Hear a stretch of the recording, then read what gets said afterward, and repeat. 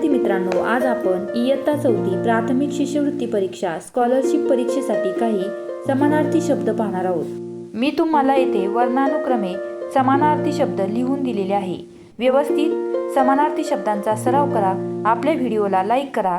तुम्ही जर आपल्या चॅनलवरती नवीन असाल तर आपल्या चॅनलला सबस्क्राईब करा, जेणेकरून असेच नवनवीन व्हिडिओ सर्वात प्रथम तुम्हालाही पाहायला मिळतील।